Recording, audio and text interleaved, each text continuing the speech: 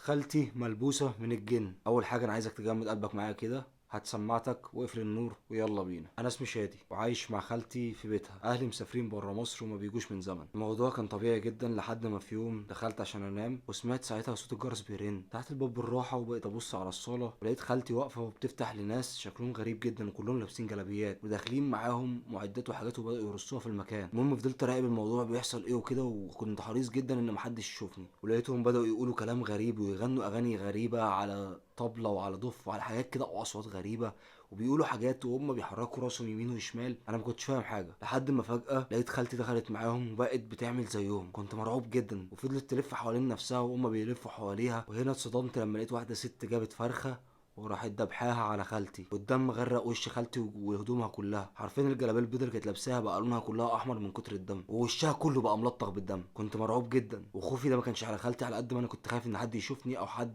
يعرف ان انا مراقبهم. وفجاه وفي وسط وانا مركز فجأة النور بدأ يفتح ويقفل لوحده وكلهم اغمى عليهم وقعوا على الأرض. أنا حرفيا ركبي كانت بتخبط في بعضها، قلبي كان هيقف من كتر ما النبض كان سريع. فضلت حريص جدا على الهدوء اللي أنا فيه وإن محدش يسمعني ولا حد يشوفني. وبعد دقايق بسيطة فجأة قاموا كلهم وقفوا، وقامت خالتي وقفت وكانت عينيها مفيهاش نني اسود، بقت كلها بيضة. كان شكلها غريب جدا. ولقيت خالتي راحت ماشية على المطبخ وجابت سكينة ورجعت، وبدأت الطبول والكلام الغريب اللي كانوا بيقولوه ده بدأ يرجع تاني وبدأوا يكملوا. وهنا لقيت خالتي ماسكة السكينة وعمالة بتقطع في جسمها وفي وشها بيها، لحد ما في لحظة حاجة راحت جاية مدينا على دماغي وقمت واقع على الأرض.